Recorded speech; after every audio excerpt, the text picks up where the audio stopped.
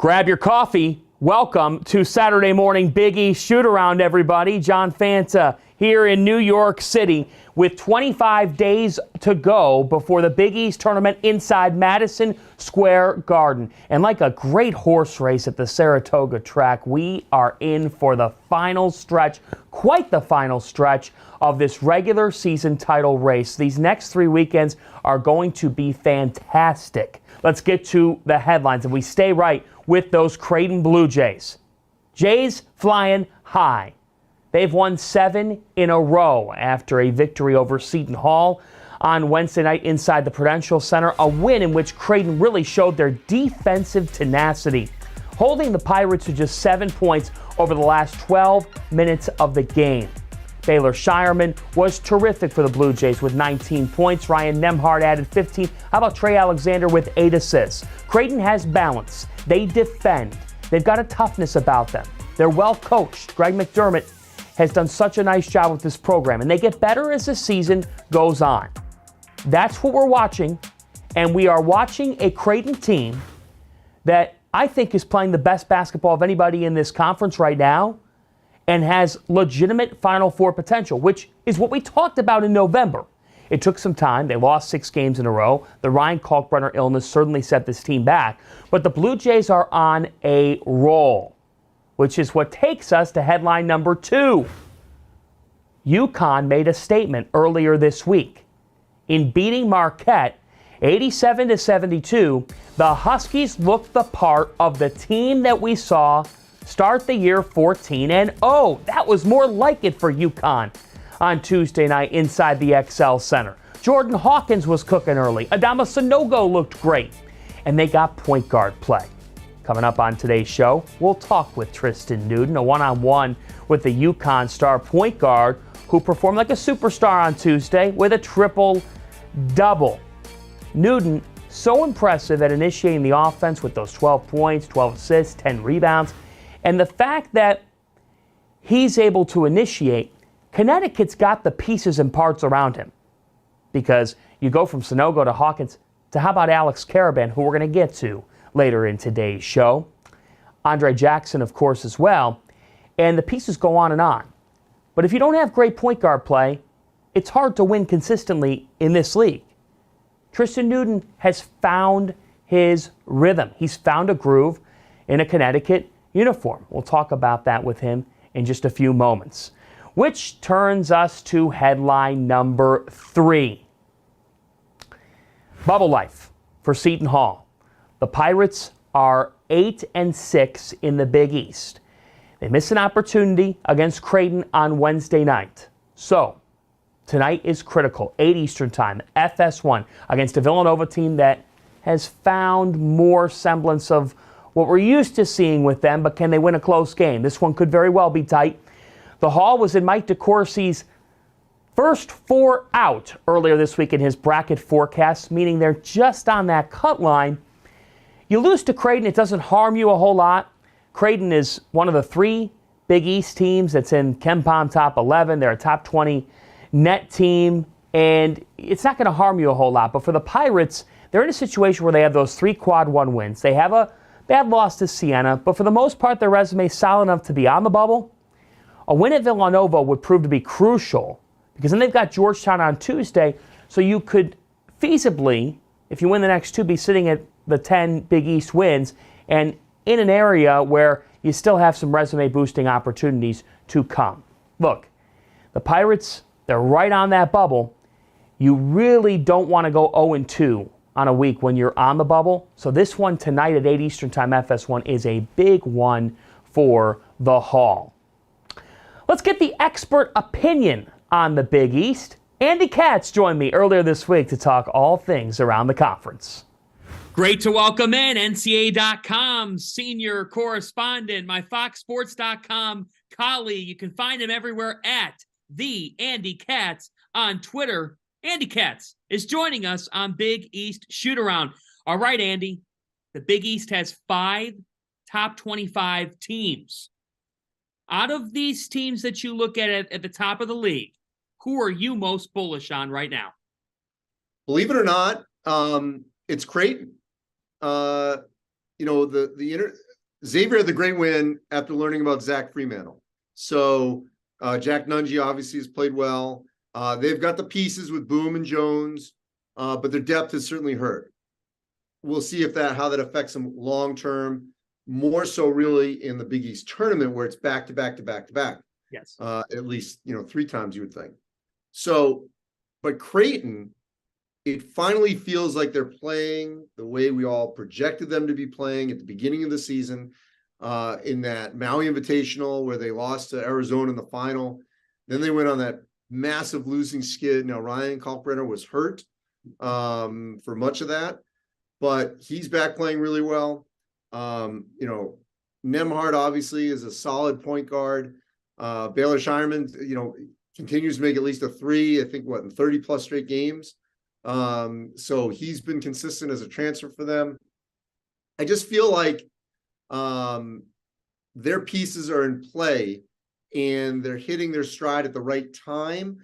They've been kind of a little forgotten. I mean, they've been back obviously in the ranking and in the thought process of everyone, but still not maybe the national conscious. And they could get back to where I think we all projected to being a team that could be, a Sweet 16 or beyond. The Blue Jays have won 7 in a row, from 3-3 in Big East play to 10-3, and they host UConn Saturday, 2 Eastern time on Fox. Now, the Huskies started the year 14-0. They are 19-6 on the season after a commanding win over Marquette on Tuesday. That was more like it for UConn. What's the key in your mind for this team to get back to what they were doing? Yeah, and I was somewhat critical of the poll. You and I went back and forth on this because, they're comfortably in terms of the tournament, yes. The overall resume. To me, the rankings are a snapshot, and they weren't playing like a top 25 team. I think what their only win during that stretch was Butler and Georgetown, if I'm not mistaken. And they had to sort of hold off Georgetown on the road. But that win over Marquette, that's the UConn that I saw in Portland. That's the team that everyone has been bullish on, and for good reason. Mm-hmm. So now, can they take that momentum, from what we saw the other night at home? Can they take that on the road? That's a tall task to win at Creighton, especially the way Creighton's playing right now. But they're certainly more than capable of it. But I think more than anything, I think we want to see them play really well on the road in a high-level environment. And if they lose in a late possession, that's fine. There's no shame in losing, in Omaha in the last couple of possessions. But I think more than anything, they got to play well on the road, because even though they beat Georgetown, I think you would agree, they didn't play overly great in that game and sort of had to, like I said, hold off the worst team in the league. Right. Well said. You have many experiences with presidents. So we talk candidacy, and I'm referring to your legendary bracket segments with presidents through the years when selecting March Madness and whatnot. So there's a race here. There are candidates, if you will, for Big East Coach of the Year. There's several tickets at play. Who would be your Big East Coach of the Year? Right now it's Shaka Smart. And I would say actually Ed Cooley too, because whether or not Shaka believed it, certainly the rest of us didn't, that Marquette was going to be in contention for the Big East title. And the pieces that they lost coming in, Tyler Kolek's obviously had a Big East Player of the Year type season. So I think he's 1. And then Cooley, I think, is like 1B right now. Because, they didn't have any bad losses early, but they didn't have any great wins early to where you'd say, okay, this is a team that's going to, compete near the top of the league. Bryce Hopkins obviously has had a phenomenal season. They were obviously thinner inside. Creswell is doing a nice job. He's not a star, but he's holding his own. He's doing what he needs to do in that position. And they've been very fortunate with their transfers a couple years in a row. We've seen around the country, all transfers are not created equal. and they've been fortunate that they've gotten the right guys at the right time to fill the right holes. And so there's no way that anyone thought, I don't think, Providence was going to compete at the top of the Big East in the preseason. All right, last but not least, Big East history here with you. You've covered tons of players throughout the years in this conference. I want to ask you, in the Big East, your favorite player that you've ever covered in this league, who is it? Wow. I think it has to be Kemba Walker. First of all, incredibly accessible.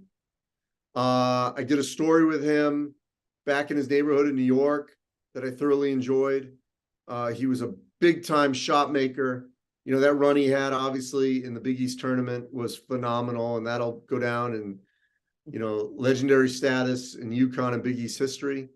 That shake, against Pitt to create some space for the winner.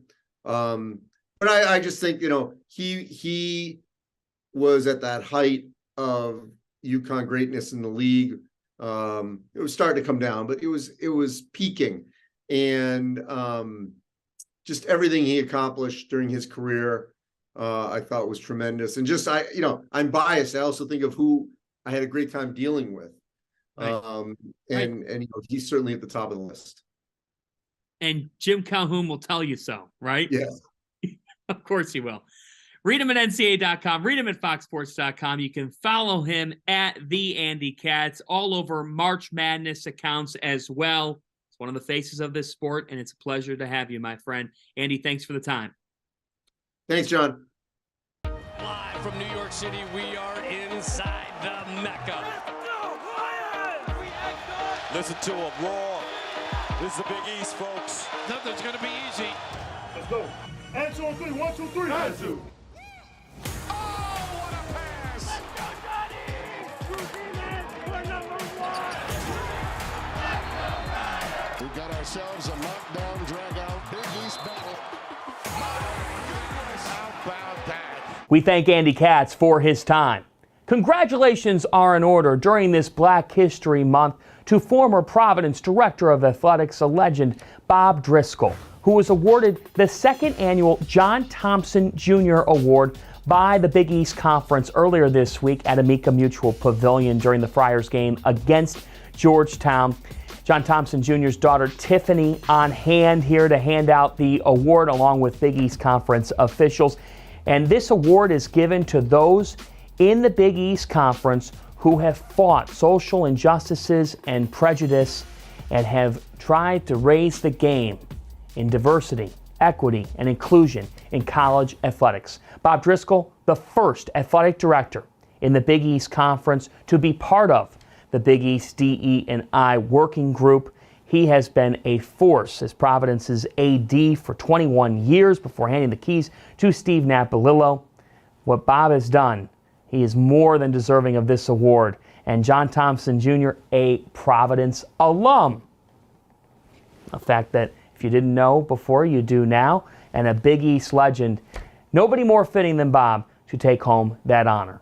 Speaking of the Friars, they got a win over Georgetown earlier this week. They're 10-3 in the Big East. And Devin Carter just continues to raise his game for this team. I just look at what he did earlier this week against the Hoyas: 12 points, 9 rebounds, 7 assists. We talk about Bryce Hopkins and what he has added. Big East Player of the Year candidate, has led the Friars in scoring and rebounding. Carter has been such a strong addition for PC, and now at 10-3 in the Big East in that tight race with Xavier, Marquette, and Creighton. The Friars will be back in action against St. John's at high noon Eastern Time today on Fox at Madison Square Garden. Well, let's turn to a rival of Providence in UConn. Huskies taking on Creighton this afternoon, 2 Eastern Time on Fox from Omaha. Top 25 showdown. Huskies looking for a season sweep of the Blue Jays. That has not been typical when you think about the series the past 2 years where Creighton has owned it. If UConn's going to get a win at Creighton, they need Tristan Newton to step up. And that's what he did earlier this week. His second triple-double of the season in the Huskies win over Marquette. I caught up with the UConn point guard, who takes great pride in that title. For the second time this season, Tristan Newton notches a triple-double for the UConn Huskies. He did it on Tuesday night as Connecticut beat Marquette 87-72. Newton with 12 points, 12 assists, 10 rebounds. And Tristan, how much do you look at Tuesday night against Marquette as that statement, as that reminder that, yes, this team can still be a really dangerous team the rest of the season at the Big East tournament and in March Madness? Like, not too long ago, we're number 2 ranked team in the country. So I feel like, we had a lot of tough games, a lot of tough road games that it was never like we couldn't win those games. We just made a few too many mistakes to lose those games. Like, down 4 or tied with like 4 minutes left at Xavier and end up losing. So it's not like we had no chance. We always had a chance to win. So I feel like Tuesday was a reminder to ourselves that we could do it and that we're one of the best teams in the country. What is life like in the Big East? Every game is different. Like, some games more a finesse up-down game. Some games you have to battle on defense, out-rebound them, and like a St. John's, you have to get a little bit more physical and beat them to the 50-50 balls and stuff to win those type of games. So it's every night it's a different type of game, and with this team, I feel like we can adjust and play any style to win the games that we need to win. Dan Hurley told me when you came to campus, you were very quiet. You've got this personality, and he was surprised by it. He said, "Wait, am I doing something wrong, or is this really who he is?" Tell me about kind of the way you go about your business and sort of that story. Well, I am a laid-back guy, and like growing up, it was really just me and my brother. Well, my family obviously, but like it was me and my brother, and we're in our friends group. He pretty much had all the friends, and I just was friends with. I was with him, so they were my friends too. So he was pretty much the talker, and I always just been laid back listening. So and then meeting new people, like I just got to get a feel for you to really talk to you and show you my the outgoing side of myself. So no, when I was on my visit, I was pretty much just taking everything in, seeing like the facilities and how people were around there. So it wasn't anything with him. It was just that's just how I am as a person. Define the UConn fan base for me. It's amazing. They're gonna cheer for you when you're up or when you're down. I know against St. John's, we were down like 15. They were still cheering, trying to get us back in the game. And then the Xavier game at Gamble, they're the reason we got back in the game. There's amazing, best fan group in the nation. You've got Creighton Saturday, 2 Eastern time on Fox in Omaha. What's the keys to playing the Blue Jays in particular? Well, they have a very big man that blocks a lot of shots, so we have to just take the right shots. And I feel like we just have to play our type of game. I heard Creighton is a crazy atmosphere, so looking forward to seeing that. But we just have to play our game, defense, rebounds, and get great shots. I feel like we'll be all right. As the point guard of this team, you're answering that key question for this group, because coming into the season it was, well, how will their point guard play be? Just how much do you cherish that opportunity to answer that question and fill that for a team that's got a great big man, that's got Jordan Hawkins? There's a lot of pieces and parts, but how much do you like the fact that you can sort of complete the puzzle, if you will? I like it a lot. That's another reason I came here. I feel like we have all the pieces, and I was just the one that I could feel like fill the hole that we needed. So it's great being a point guard at UConn. There's not a lot of people that can say they were starting point guard at UConn. So something I cherish, and I won't take for granted.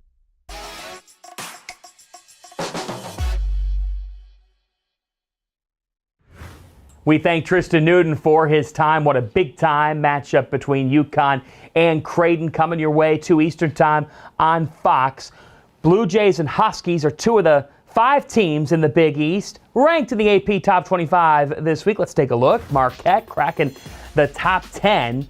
Golden Eagles, we'll talk about them in a moment. They'll be fine, even though they fell to UConn. Look, when UConn's rolling at the XL Center or Gamble Pavilion, it's going to be hard to beat them. Xavier, 13th in the country. Providence, top 20. UConn and Creighton then filling things out at 21 and 23. It's time to open up the Big East Hoops mailbox. You ask, we answer. Let's do it. First question comes in today from Jake Geiger. Hi, Jake. Jake says, what will Xavier need to key in on to make the Final Four? All right, Jake, so here's the deal. We know that they're elite offensively. Sule Boom could be argued as Big East Player of the Year. Colby Jones is having an underrated season. He does a little bit of everything for them. They've got to defend. Plain and simple. They cannot go through 8-minute lapses on the defensive end of the floor against elite competition in the NCAA tournament. Because if shots aren't falling for you, you then can't hinge on your defense to get stops, and then you're falling into a trap. Now, one could argue that Xavier's best defense is actually their offense, with the way they can get up and down, with the way that they can score it. But I think that this team, they could figure some things out about themselves defensively over the next couple of weeks, because as much as Zach Fremantle is really talented, Jerome Hunter and Desmond Claude give Xavier some more defensive versatility, the opportunity to guard different positions. So for me, it's all about defense for the Musketeers. Thank you for your question, Jake. Question number 2 comes from Jack Carney. Jack asks, what will it take for Seton Hall to get on the right side of the bubble with their remaining schedule? First things first, Jack, you got to take it game by game. Because if you lose to Villanova tonight, then circumstances really change. If Seton Hall wins this game this evening against Villanova at the Wells Fargo Center, 8 Eastern time on FS1, Philadelphia may or may not be a little bit juiced just all over the town for some sort of a big game on Sunday. But going back to it for Seton Hall, it's going to be a tall task at Villanova because Villanova is better than what they were 2-3 weeks ago now with Justin Moore back in the equation. So it's going to be a tall order. But if you can win this game tonight, you've got Georgetown Tuesday. And that's a game that you absolutely can't lose. You assume that they win that game. Then from there, folks, let's break it down. At Connecticut next Saturday. They don't have to win that game. And UConn will be favored in that game, let's face it. They're home to Xavier February 24th. We'll get back to that. Home Villanova. Really would like to win that game on your home floor. And then at Providence. To me, for this team, this Seton Hall team, their season really hinges on that Friday night, February 24th game against Xavier. Now, if you remember, the first meeting between the Pirates and Musketeers was a really tight game. If Seton Hall could beat Villanova tonight, you beat Georgetown on Tuesday. That Feb 24 game against Xavier, in which they will have close to a week to prepare, could be where their season gets decided. Massive implications, potentially, for the Pirates. Next question. At Ryan Downing Specs asks, should Marquette fans be worried after Tuesday? No. Multiple people have asked this question this week in the mailbox. No, you should not be worried after Tuesday. You played UConn on a night where UConn had it rolling offensively, on a night where UConn was in rhythm, and you lost. Cam Jones had 5 points. Cam Jones is not going to have many off nights. He had one. It is what it is. Chalk it up to they were due for an L. They took it. That's what this league can do. It humbles you. That's life in the Big East. We're still talking about a Marquette team that's 11-3 in the conference and that is at Georgetown today, noon Eastern time on FS1 from the district. Win that game, take care of business, and then you have a huge one, folks. A huge one Wednesday night at home against Xavier. I think Marquette will be fine. I think when you look at what they did on Tuesday night, it was just an evening where outside of Tyler Kolek, they got some bench contributions from the freshmen, but it just wasn't the night for Omax Prosper and Oso Ighodaro to really get going, and Marquette lost. Sometimes you're going to have an off night. I think this team is too connected this time around. Too connected. Last year, egos got in the way at the end of the year. You know what that is? It's a blend of returning players and new players and a first-year staff at that particular school. Marquette doesn't have that anymore. I like this team too much to say you should be worried if you're a Marquette fan. A get-right spot today at Georgetown. Question number 4. Based on 2022-2023 performance only, what 5 players make up your ideal starting 5 in the Big East, factoring in cohesiveness offensively and defensively? This question comes in from Aaron, of course. Aaron, The Big East starting five for me at this moment would be Tyler Kolek at the point for Marquette, Jordan Hawkins for UConn at shooting guard. I got to take Hawkins. All right, I just think of Ray Allen every time he hoists a shot. You think it's going to go in. He's a microwave. Baylor Shireman on the wing, leads Creighton with double-doubles, leads Creighton in three-pointers made. Shireman, to me, on the top 10 finalist list for small forward, he's my guy on the wing. Bryce Hopkins at the 4. Got to go with Hopkins at the 4 because he could just score in so many ways. Willing defender, physical, going with him at the power forward slot. And I've got Ryan Kalkbrenner holding things down low at the 5. One of the nation's leaders in field goal percentage at over 70%. An elite rim protector. Great ball screener. He makes things happen. Now, Adama Sanogo proved me wrong this afternoon. Let's see what happens when Sanogo and Kalkbrenner meet again. But I got Kolek, Hawkins, Shireman, Hopkins, and Kalkbrenner. So 2 Creighton Blue Jays there on that list. Finally, BK asks me, do you believe in the Carabeard? You bet I do. Alex Karaban is my Big East Freshman of the Year right now. His efficiency level, the way that he's fit in to UConn system.